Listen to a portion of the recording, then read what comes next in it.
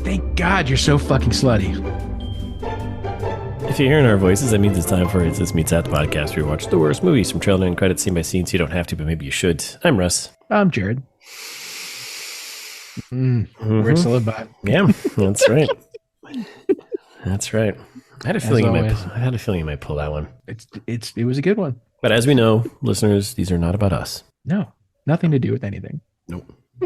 We are the world. And we're back with part 2 of Pain Hustlers 2023 Netflix movie. Emily Blunt, Chris Evans, Captain America, Andy Garcia, Catherine O'Hara, some other all-star cast. Why is this happening? Yep. 23% on the Rotten Tomatoes. We got drugs, we got opioids, we got parties, we got strippers, we've got everything you want in a movie. Don't tempt me with a good time. Right? Like, come on. Like, jeez. Yeah. And when we last left, we were on top of the world. Sales are up. Top of the world. Promotions are happening. Like, everything is going great. Everything's it's Millhouse right now, right? Coming up, Millhouse. And you know what that means? It means it's time for it to get even better. That's right. And you know what that also means? No? Montage time. Let's go. Because you're having a good time. The only way to capture that good time is in a montage. If I've said it once, I've said it twice. Right. Good times are captured in montages. You heard it here first. Great times. So we got a stock market. I mean, what's a better time than the stock market when it's doing well, right? Yeah, 400% gain in 3 days. Let's Number go. 1 IPO of the year. Let's go. Pete and Liza promoted again. Now Pete's the CEO. She's the new VP of marketing. Like we're just burning through jobs here. Celebrations. Everyone's excited. Dr. Lydell opens a new office. Seems like things are going great for him too. Why not?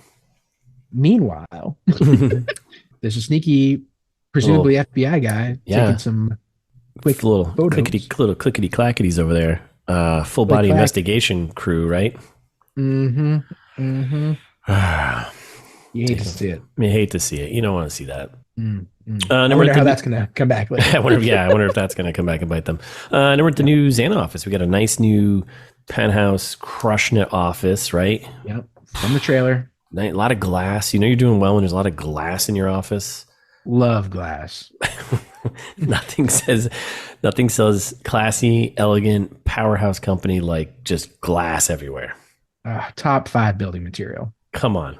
But then the pressures of success seem to be getting to Dr. Neil here. Yeah. As we kind of saw, we kind of knew this, right? I think we called this in the trailer trash. We called this in the trailer trash. That's right. So, well, because in the trailer trash, he does also. Yeah, he does. In the trailer, he's like, no shoes. Shoes are bad. No, that's right. He does do that. But he's like kind of like leading to the falling because the pressures he puts on the rest of the company to spread out and not just get people to prescribe this drug for cancer patients, but for headaches. That's right. Any pain. So he does the whole shoe bit. But she does because of the floor polishing is expensive, I guess. And he starts doing it in a British accent, doesn't he? Everybody, take off your shoes. I need you to take off your shoes. Yep. There's some accent work happening. Yep. Don't hate it. No. And this is when we get introduced to Liza wanting to start doing compliance stuff. Right. They're like, whoa, things are getting a little out of hand now. Maybe we should rein it back a little bit. Like now that we've got all this success, let's try and do it the right way. But our big boss is like, hell no. No, what's the cost of that, right? Sounds expensive. I don't have money for this. We're only making $100 million a minute. Yeah. That's not enough. Never is. So meanwhile, they're in this meeting. So it's Dr. Neil, we got Liza, we got Pete. Yep. The other guy who's the COO. I don't know what he got demoted to. They didn't say it. Yeah, I don't either. But I'll just call him the COO. So he's in there too. Advisor. And he's just being he's being a little fishy, being a little squirrely, right? And asking very specific questions. Yeah. And Pete's like, what's going on over there? And he leaps over the table and attacks him and is like whipping out his shirt. He's like, where's the wire? You tell me where the wire is, right? And they search him, they smash all the stuff, and they find out his phone was on recording the conversation. And he was just like, yeah, I'm not going to tell anyone anything, but I'm doing this just to protect myself. which hard to believe. Hard to believe. So he was out, but hey, come on, corporate. This is how this works. He cashed out with 32 million in company stock. I'll see ya. I'm good. Yeah, it's going great for him either way. Yeah. So what? He's got to serve a year in prison at the end of this, and then comes out with still his 32 million. Come on. Yeah, not so bad. And he does the limo bit that we saw in the trailer, where he's like hanging out of the top, classic limo stuff. Yep. I love my life. And then we cut to Pete just running through a yard. We're kind of following along with him, and he just jumps into a pool, full suited. And this is just peak powers, Xana party time. Let's go. We've got another montage. Yeah, another montage. He runs in the pool. We got next level party. We got people doing coke because that's what you do when you're successful. Plenty of drinking. We got women wrestling, bikini wrestling. We've got some dude shitting in a sink. We've got mom dancing with Dr. Neil. Yep. And then we get a little moment. Liza looks a little jaded. We're a little jaded. Her like POV kind of through the like reverse POV. Where? As she's just like walking through the party in kind of a haze. Yeah. And then we get a Pete and Liza moment. And we kind of, this is where we learn about stock options. We do see the mom and the boss man flirting. Yeah, I did say that. Yeah, they start dancing. Yeah, I noted that. I jumped ahead because I was just moving through it, but and then we get like for the person who doesn't know, kind of explanation of stock options and vesting. So Pete is like, hey, here's your option contract. It's $6 million, could be worth 20. Hold on to it, blah blah blah. But you have to wait 6 months because then it'll vest. And he gives us a whole explainer of all this. So I was like, oh, I wonder if this will come back later. She doesn't know what it means. 6 months is key. 6 months is key. And then they have this little soft moment about being rich and now it's changing. And she's like, I just feel exactly the same. And she's like, don't you wish we did something remarkable and not just like profit because everyone's a greedy piece of shit? And this like, is no, that sounds great. But this is like her character realizing like, oh, we're doing something bad here and blah, blah, blah, and greed and yada, yada, yada. Right. Yep. Yeah. He's good. To quote a famous greedy guy. That's right. We didn't do that one yet. No. All right. So then we got a party next day, right? And next morning, we got Dr. Neely sneaking out of mom's room here. Mom catches him. Whoa. And she's like, wait, where are you going? And he's like, oh, just going to get some coffee. And she's like, I don't think that's true. But that's fine also. Thanks for last night. Smell you later, babe. Yeah. And that's that. Yeah, at first it feels like a kind of a throwaway scene, but it ends up becoming important later on. Yep, exactly. So we cut back to mom and daughter on the couch watching Family Feud. Mom's got a UTI now, which she's not psyched about. And Liza's like, you embarrassed me, Mom. Yeah. And that's kind of the moral of that. Apparently, then we get a little narration that the boss got even weirder after the incident. Level up your weird. I can't wait until ITMT makes so much money where we get to be weird. I mean, I started early. I am planning ahead. Yeah, I want some weird money. You gotta have weird money. Oh God, I can't wait to like tell people like they gotta wear a certain type of sock when they enter my house or if I'm around them. Yeah. You got ugly feet, get a pedicure. And then we go to the boss's house and we see how weird he's gotten. All the security guards are wearing like those little blue footy bags on their shoes. Little booties. Yeah, the little booties, footy booties. Booty booties. Like and then there's like all the phones. He doesn't want phones around him, so they have to take all the phones out. A lot of security. Phone in the bag. They do scans. And we cut to the boss. This is all from the trailer. The conversation about he's like sales are flat. They're flat.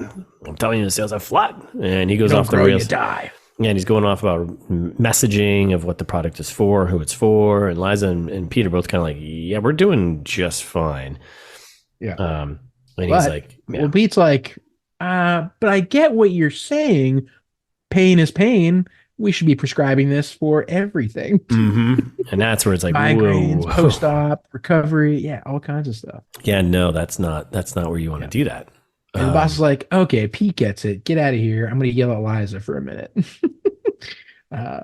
So then it's weird because he's like, okay, let's stop talking about that. How's your apartment? How's your condo going? You liking that house I set you up with? Yeah, that life you're living right now. Yeah. Let me show you this thing, by the way. Got to show it to you. recognize this popcorn tower by chance? Bow, bow, bow, bow. It's coming back. It's all flashing back. Yeah. And he's like, you violated HR process by hiring your mom. So now you got to get rid of her and Fire. make sure she never contacts me again and And get her to sign this NDA. power move. That's called power move right there. And she's like, whoa, whoa, whoa, I can't do that. And he's like, when do your options vest, by the way? Well, I'm sorry. 6 months from now? I thought earlier in the movie you said 6 months. Yeah. I don't think you can. I think now you can go now and go deal with this. Yeah, dismissed. Move along. We should also note that there was a quick intercut of the Praxian party from earlier getting crashed by the FBI when they just go on this big thing about, oh, let's spread it out to everyone. Pain is pain. Yeah.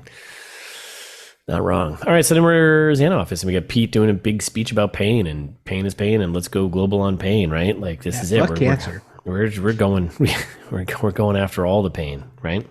Yep. Migraines, whatever. Yep. Back at the new house, we had Liza trying to convince the mom to sign the paperwork, and then they go. This is where they unravel and kind of go in this big argument about, who did what for who, and basically digging into the dirt. They keep going further back of like the decisions that they made, and a bunch of words are said, and it's the mom like does not get it in that she is always very blunt about what's happening. She's like, you didn't help me with my bribe money situation. Which will come back later. But the mom's basically like, I'm the only one who, like, you're saying I'm the only one who stuck by you. And she's like, stuck by me? Like I had to survive you. And she's like, I turned you into like the perfect survivor. And she's like, no. Like you ruined my life. Like my childhood was awful. You passed me around to Meemaw and Pop and whatever kind of folksy Southern nicknames you can give for grandparents. Yeah. Pop.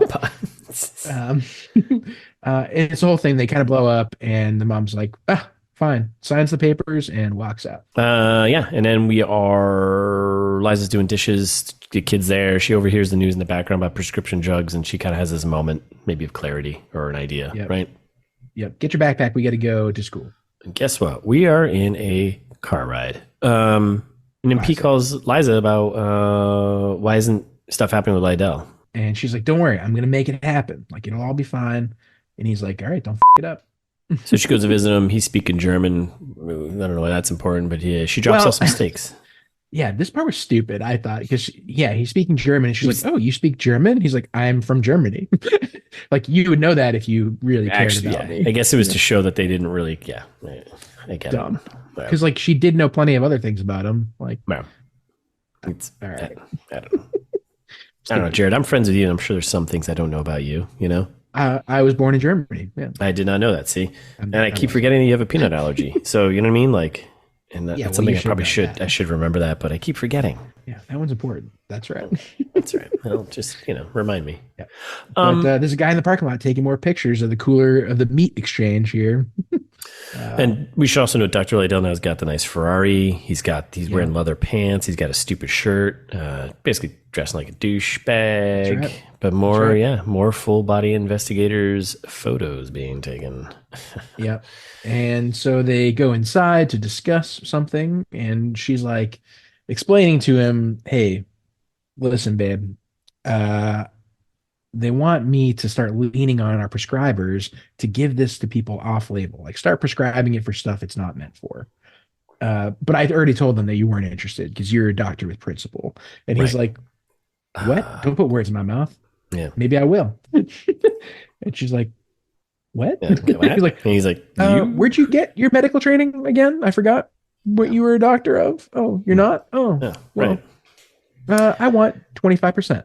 Dismissed. So doctors suck too, right? And then we're at the new home, back in the new home, and she's reading up on brain surgery with the kid sitting next to her, whatever. And then we cut to I don't know if there's anything else important there, right? Well, then they do like the interview stuff. So I guess that's we cut to getting to that anyway. Yeah, we cut to Matt's life there, black and white, talking about the off-label stuff, right? And he's basically explaining how painkillers work. Yeah, and then docs kept writing prescriptions, whatever, and then he was basically just high and comatose when he's at work trying to sell cars, and then also he starts spitting his teeth out. Yikes! Yeah. He's like, my cancer went into remission, but I wanted to keep taking that, and the doctor let me. And so he's cooked at work, and it's not going well. So it seems like we're at a point where things are going to start to go south. Seems like it, but Cut to the fancy school, right? yes. Where there's like some kind of weird recital happening that I don't understand. Yeah, rehearsal for something, for kid stuff, dancing around, whatever. Liza gets a call. She's at work. And then in the background, meanwhile, the daughter's having a seizure. They don't know what to do. She comes down. It's like, it's okay. It's okay. So really bring back the humanity to Liza here. That's what the point is, I think, at this point. So she's like, I was just trying to make sales, but my daughter needs me. It's a whole thing. So then they're back at home and Phoebe is sick, puking up the medicine. Mom's like, you got to keep the meds down. And she's like, you're not the boss of me. I'm not your employee. Yeah, a little on the nose there. But this also comes to like the Phoebe's doctor is like, hey, we got to make a decision. We can't wait on surgery. Got to do something. You have to make a choice. Right. And then, because then that leads to Liza having to get some money, which I don't like. I'm like, I don't quite get because like she had tons of money. Yeah. Like I thought. Yeah. Like you didn't need to sell you don't need to sell this $6 million of options to go do this. Like you're buying all this other stuff. Like you still have your commission money that you're making, and then the options are part of. Yeah, it seems silly. Yeah, because she's at the bank. She's trying to get a loan against her options, and the loan officer's like, "Pharma is too volatile. I cannot help you with that. Like the company could go out of business in 3 months. Who knows? Like something might come up where there's like a big prescription scandal or something, or like the FBI." The FBI, yeah, it could be anything. Like the FBI. Why do you keep mentioning that? Don't worry about it. She's like, well, that seems unlikely. So then she's like, I needed to go beg someone who had money. And I thought she was going to go directly to the boss, but I think she's going to Dr. Lydell first. She does. Thought the same thing, but then she ends up going to the boss. Right, eventually, yeah. Yeah. So she shows to up. Lydell, yep. And she talks about how no one saw it coming. It was just a day like every other day. You come into work, they do like a little montage of him coming into work, like kissing babies because he's a politician / doctor. Yeah. And then he's walking down his hallway in his clinic, and out of nowhere, Matt's wife rolls up. Patient Matt.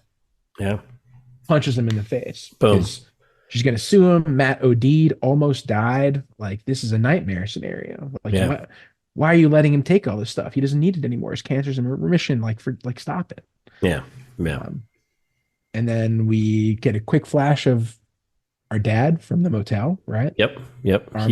He's around there. Yep. And then we got a guy, the doctor, going in after he gets punched in the face. He goes in and there's a patient in there, quote unquote, who throws some money on the table. Like a drug seeker. Yeah, he's like, yo, I need some of this stuff. Yeah. He's like, don't show that. So he starts running. He's like, oh, is that a mole on your face? That could be cancerous. Looks like cancer. Looks like cancer. Here's a prescription. And then the guy's like, bro. I'm in the fibby. I'm in the fibby. The flibbity. Here's my badge. Long story short, here's my badge. Sirens outside, lights flashing. Cops arrested. Dragging him away. Yeah. Playing to the karaoke song, Closing Time. Well done. Well played. It's closing time. It's all going down. And Liza shows up and all the patients are waiting in line, waiting to go to the doc's office to get prescriptions, but he's gone because he's been arrested, and they're all zombies. Yeah. They're all like, wait, she's got Lonafin. She's got the Lonafin. Everyone tackle her. She's got the Lonafin. She's like, no, I don't. And then she gets her car, leaves. Gets her car, drives away, drives past the dad from the motel, being like, just to remind you, kind of down on his luck at this point. Things might not be going well for him. Looks like he needs a Lonafin. So sure does. And then we're at the boss's house, a mansion here, and we got Pete and Dr. Neil working on messaging, basically. And she's like, what are you doing? Like, what about the dead patients? All these dead people that we're murdering. Yeah. And she has a quick voiceover. She's like, I had 24 hours before this whole thing went down. And she asked Neil for the money.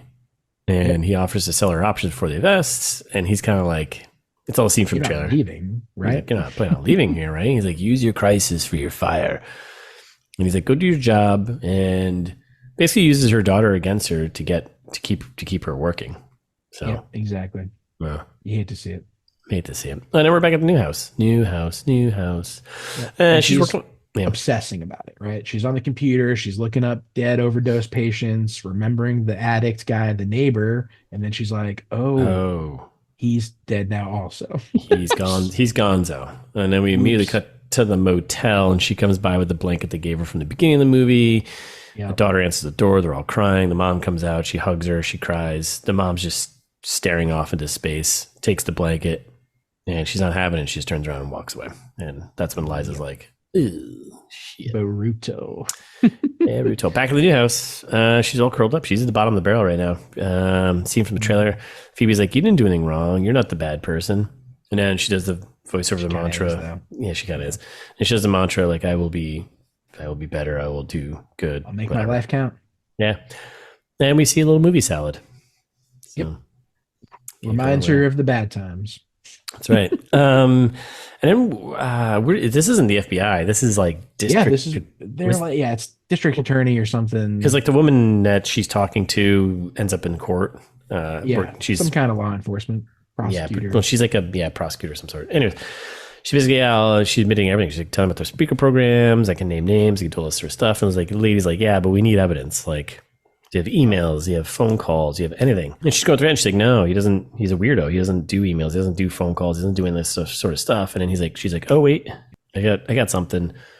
He does this hard copy thing he does this thing where he makes these sales orders out and he prints them out and brings them to the CEO, where then he marks them up and like then I don't know, Pete destroys them or whatever, but like there's no way I can get them. And she's like, well, get some of those printouts and we're good to go. Jail time, maybe. Or actually we're at the backstage with the event, I think, right? I think she's doing they do a quick back at home and she's like, nothing is as inspiring as desperation. And she's like working on her plot. She's like, I got to get this document, whatever else. And then that's right. Cause she was setting up a fake email about some new deal she was working on. That was the plan, right? Exactly. Yep. Okay. And now we're backstage at this event and Pete's now doing coke because that's what you do when you're in the top of the world, right? You do coke. Yeah. As you dress up as a nasal spray drug. Every time I've seen Jared do lines before he does his big rap and wearing a nasal spray thing. We'd have costume. 4 nickels. Yeah, 4 nickels. Yes. So he goes on stage and we see that he's got the next order in his envelope or in his jacket pocket that I think that the boss has already signed off on, right? Exactly. It's all marked up with stuff like this is the damning evidence that she needs, right? This is it. So everybody's partying while Chris Evans is doing a rap. It doesn't make any sense. Nope. But everyone's having a good time. And then he's trying to convince everyone. The problem is low scripts, low doses, double, triple commission, bigger scripts. Let's go. We need to get more people hooked. Isaac goes to sneak out and he notices because he's not that dumb. No. Not that dumb. So she sneaks in the backstage, grabs a snags a hard copy from Pete's jacket, and we think escapes. And we're in the parking garage. Yeah. And he catches up to her. He's like, "Hey, where are you going? What's going on?" And she's like, "I just got to go do a thing." Blah blah blah. Yeah. He's like, your daughter. Thoughts and prayers for your daughter. Anything I can help with? And she's like, no, it'll be fine. Mm-hmm. And then he can smell something's go up, and he just runs up behind her and snags her bag and like goes through and he's like finds it. Her. Yeah. Captain America style. Right? He throws his shield at her. Classic move. And he goes on about how he found her and gave her a chance and why are you doing this to me? You turn bad at I was like, we killed people. People are dead because of us. Do you not get that? Do you not care? Like, where's your humanity? And he's like, you and I, we're the same people. Like, classic. Like, we're just trying to profit. Like, who cares about whatever else? And I hope you fucking die. Yeah. She's like, so then we cut to meeting with the boss and Pete. And he's like, we got to contain this. Pete, you're getting thrown under the bus. Yeah. Pete's basically taking the fall, and there's going to be some padding between everything else and Miss Dr. Neal there. And the boss is like, don't worry. Houses, cars, college for the kid, whatever you need. Like, I'll take care of it. But you just got to testify. I don't know shit. That's it. That's all you got to do. You're just like, okay. Right. And then we cut to Pete's house, and because we got the sales rep, he's got his baby, he's holding his baby, we get the FBI banging on the door. Classic scene, right? Holding the baby, FBI's at the door. This is it, you know? Yep. Again, trying to still kind of build sympathy for this character, but I'm like, it's not working. Not working. Nope. And then we get a little more voiceover that they even caught up with the original CEO down in Argentina. But not before the boss's lawyer got to him, because he's like, oh, yeah, Dr. Neal didn't know anything. Yeah, which I don't think that's the point where you say that, but sure. I mean, I think they take you in cuffs and they bring you in and they question and you say he doesn't know anything, but sure. Maybe you just stand up. That seems suspicious. Yeah. Yeah, right. The lawyer's sitting right there like, oh. Why is he pre-denying things That's not before we even asked? before we even asked. Before we even asked, do you even know why we're here? Classic. Yeah. Then we cut to a hospital and Phoebe's out of her surgery. Liza's there. That's pretty much it. That's basically it. Yeah. We're wrapping this up, or we're getting close here to the end. And then we cut to Dr. Neal's house, right? And everyone else is going down pretty much. So we're intercutting with everyone else kind of going down, taking the fall. He's fine. And it's kind of, little commentary on the billionaires that get to hang out in their little pools and swim around. He was even on Forbes. He knew nothing. He was just an investor because they cut to him doing an interview. Yep. No knowledge of any daily operations. Just the money guy. Just the money guy. That's it, right? That we're all just the money guy. And we cut to Baxter in a home. Mom is back. Yeah. Liza makes up with her. It's a whole thing. Everyone's sorry. And then we get the popcorn tower. I've got an idea. Mom. She brought a popcorn tower because for Phoebe's surgery, I guess. Here's what you need: a popcorn tower. What's a popcorn tower? Is that a thing? I don't know, but I kind of want someone to send one to us. I want one. Yeah, I do too. Someone out there, send us a popcorn tower, will you? Yeah, please. I'll give out Russ's address. Yeah, we did that once. Yes, we did. I think I bleeped it all out, hopefully. Long ago. Oh, no. In the old days of the podcast. Back when we didn't care about PII. That's right. So popcorn tower, and she has the idea, and she's like, "Mom, did Neal ever have you any contact with him or whatever?" And you're trying to get the bribe stuff going. Yeah. How did you get in touch with him? Did he call you? No, like, no phone numbers. Only email. That's right. Yeah. Don't leave records like that. That's right. Don't ever leave a record of anything. Yeah. So then they go check the emails. Yeah. And sure enough, they're going through, she's all of her like, hey, this is the thing I want to set up. And finally they find the one where he responded. Yep. Where they're explicitly talking about bribes. Yep. And that's when she gets thanked for being so slutty. And we cut to Dr. Neal's house, and he's swimming in his big rich pool, and the FBI is coming up the beach. It's raid time. He's naked. Oh, is he? Oh, I didn't notice that. I thought he was just swimming. We get a little Andy Garcia butt. Hey, when we get to ITMT money. Oh, dude, I'm swimming naked in a pool all day. That's it. Infinity pool. I want a pool over an ocean and infinity. I'm just going to swim naked in it. That's it. That's right. Yep. And the FBI coming up on the beach, storming the beach, and there's a million of them. And the guy who's taking all the photos earlier, he's just standing there being like, "Yeah, bud, time to go." And we got a voiceover from her being like, "Yeah, the headlines were not pretty." They're talking about all the dead patients because there were a lot of dead patients, and this is when we cut to an interview shot, and the interviewer's like, "Whoa, stop for a second here. I thought you said that the overdose risk was less than 1%." And then she's like, "Well, that's what the study said." And then they bring in the guy who did the study, and he's like, "Well, so there were 200 patients, and out of those 200 patients, this is the Mass Gen doctor, the guy from Mass Gen, right? Yeah. Yep. Only one of them was an overdose, but the drug was administered by responsible doctors in responsible circumstances, and only for super terminal patients, because for non-terminal patients, the addiction rate was extremely high because it's fentanyl. Like stage 4 cancer, not for headaches. And they left this bit out. They took the stuff out of the report, because that's how big pharma works. It's a pain thing, but let's leave all these other details out. Yep, that's how they get you. That's how they get you every time. And so then we get to cut to court, right? Court montage, kind of. Yeah. Kind of, yeah. We get everyone getting their sentencing here. So Dr. Liddell, he got 40 months. Yep. The marketing guy 3 years. The marketing guy got. I thought they said 16 months.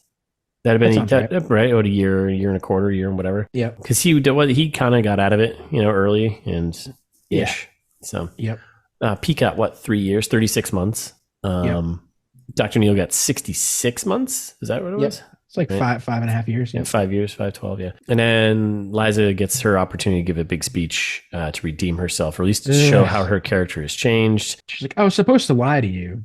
Yeah. And then the lady, the district attorney or prosecutor, whoever on the other side, we're not lawyers here, but I have watched a lot of Law and Order. So yeah, I do play one on TV. Yeah. And she's like, hey, we want to give her, we suggest no prison time. She came forward. She gave us da-da-da-da. And the judge is like, yeah, sure, that's cool. You're still going to do your year and 3 months. Yeah. By the way, people died. So you get a year in jail. Like, womp womp. Like, Jesus Christ. Okay. And then we get the shot where she's walking out, or we walk out of the courtroom. We get the shot of the family from the trailer, the mom and the 2 daughters who were there. Yeah. So the dad that she killed, right? Yes, the dad, the father she murdered. Yep. Yeah, and then we get a black and white interview again. And we got Pete waxing poetic about life and hurting people and still believing what he did was right. Yep.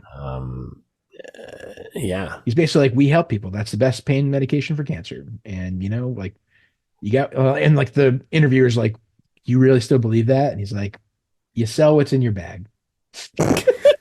And that's kind of his excuse for the end of it. And that's like, it. Yep. You just sell what's in your bag. Then we get a title card 15 months later.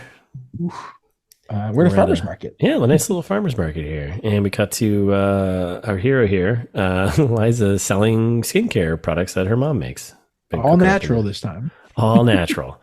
And then we see some of the old sales reps, some of the girls from the other dancers from the club she used to work at, are helping out and working with her, selling stuff. The guy was shitting in the sink. He's still there. Yeah. I don't know if I trust him. He shit in the sink and he was doing like crack. Ryan.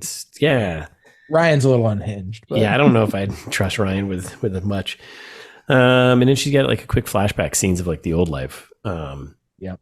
And and the voiceover's like, I don't think about the old life. Yeah.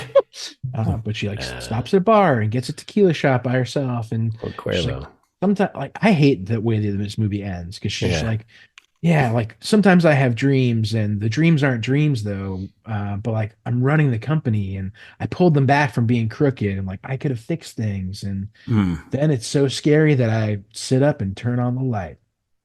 And you're like, that's the end. That's it. Yep. And then that's mostly the end because then we get our title card, but Paying Hustlers. And there's more. We get kind of like a post-title card ending here with real news footage from Boston NBC 10 reporting that news, that good news, getting it done, right? Mm-hmm. And basically talking about the real company and the big news about the big pharma founders getting jail time. Yeah.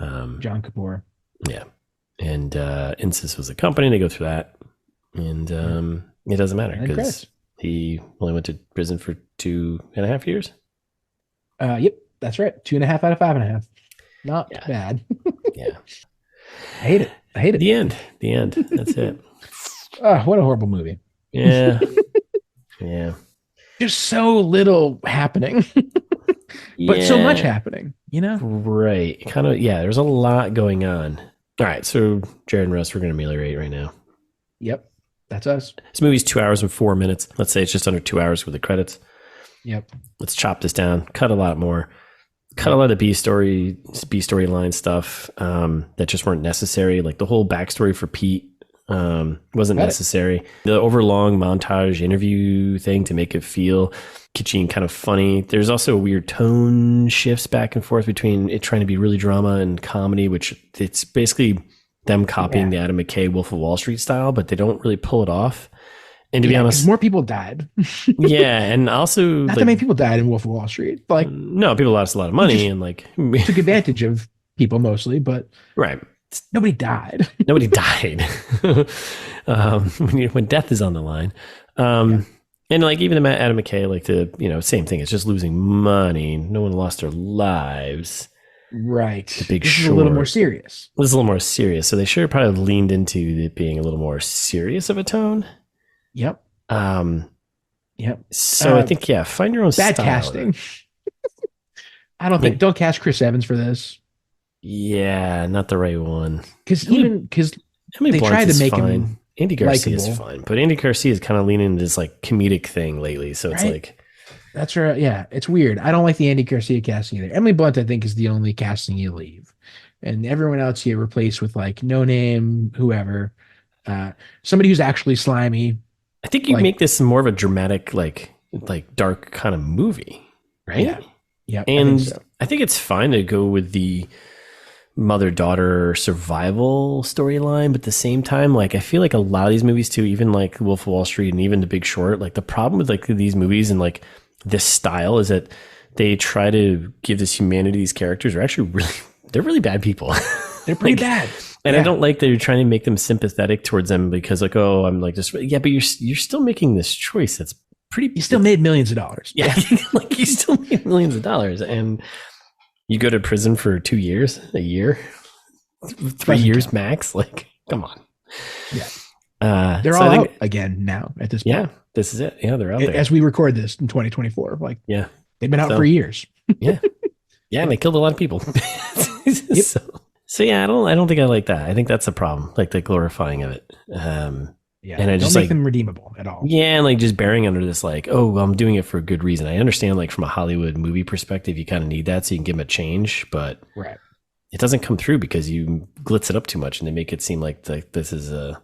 That's why I hope that's real. I hope that the mom actually needed an operation thing for the daughter. And like, oh god, yeah. I mean, I have no idea. I don't know. They can make shit up. It's inspired by. It's not. I know. I wonder if maybe they tried to make her more relatable. And I think they did. I mean, I think there's all those interviews I read. That's exactly what they talked about. They're like, that's the thing that people liked is, sometimes good people do bad things, and you're like, sure. I don't. Yeah, but I think because like the character Eliza Drake was a mashup of like a couple different things, and it's not like a 1-to-1 to the woman that was actually involved. So yeah, sure, good on her for whistleblowing and doing that. Absolutely, but sure. But yeah, cut all these B storylines. Make Pete the actual villain. Don't try to make him. Don't make us sympathize with him. Yeah, because he hired a hot sales rep and then had sex with her and had a kid. And now we have to feel sympathetic for that. And then I don't know. Like that feels just doesn't work. Dirty. It doesn't work. I also think the black and white interview stuff, like you could probably just cut all that stuff, but even if you keep it, do it in color. Well, I get it. I get why they did it in black and white. So it separates it. Like this isn't part of like the story. Like it's like the black and white was supposed to be post movie events. That's fine. Yeah. That doesn't bother me. But like, don't like make it feel like they're talking to the audience directly as if we're the interviewer. Right. You know what I mean? So like we're the ones putting them on like what's going on here.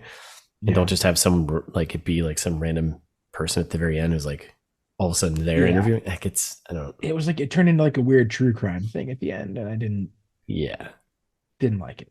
Yeah, cut all that. Make this movie an hour and 45 minutes max. Oh, less. I think if we went through this movie again, we could cut a half an hour easily. Yeah, just make it like a Dare commercial. Yeah. I don't know what else. What else is there? I think you covered most of it.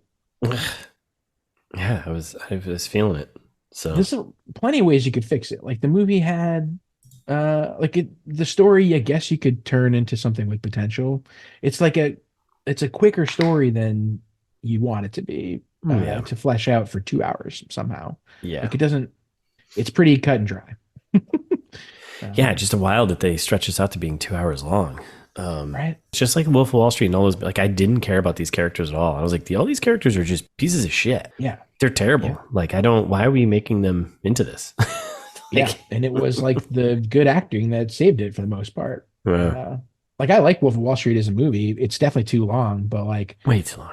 Leo and Jonah Hill are great. Like I don't know. Like it's a great cast, good movie. I thought enjoyable. Well, you know my feeling about Leonardo DiCaprio, but that's for a whole nother podcast. So yeah, totally fair. Yeah. We could spend all day talking about how much you all day hate, love, and hate. Oh, sorry, yeah, the opposite of that. It's a love hate. Yeah, I don't Jealousy thing, listeners. Yeah, I mean, no, that's not. I don't think so. I think I'm just fine. Yeah, I don't know. Is there anything else? I don't think so. Buy Russ's book. Yeah, go do that. Make that into a movie, Netflix. Way more. Cut the plugs early. Yeah, cut the plugs early. All right, well, we're done. We're gonna close this case on this big pharma. At end of the day, big pharma wins, right? As usual. How many movies have we done where big pharma just wins? I think all of them. The truth. I think all of them. The majority of the movies we've done, yeah. For sure. We're doing the real work here by exposing them, right? Exposing big pharma through bad movies. That's through right. bad movies. That's the goal. Mm-hmm, So that's a subtext. All right. That's it. We're done. Thanks for listening. We'll be back next week with a new movie. In the meantime, you can follow us on Instagram. It's This Meets That, right? Team to Pod on Twitter. You can follow us wherever you're listening, subscribe, and share it with friends. Yeah. Or share with people you don't know by leaving a review. Hit the That's streets. how you do that. Hit the streets and share us, like you do. The street. Just hit the streets. shout it from the rooftops. Yeah. Like your favorite. Yeah. Climb up on your roof. Share us. We're good painkillers. Yeah. That's right. Don't take painkillers. Listen to ITMT. Right. Pure pain relief. Not our slogan. No, not ours. No, that's not at all. No, we'll work on that. We'll workshop that one. But yeah, send us an email about how much you hated that. Tell us what you really think. It's thismeetsthat@gmail.com. We are receptive to criticism, but also combative. So enjoy that. It's a nice balance. Yeah, that's right. Or go to the website where you can find all the old episodes. It's 260 something episodes at this point. Crazy. I can't believe we've done it this long. And we're going to keep doing it for forever. Love it. And so you should support us by buying a t-shirt. You can do that at the website too. Find information about Russ's book Host that I mentioned earlier, information about the host, the cast of ITMT, everyone behind the scenes making this podcast possible. It's thismeetsthat.com.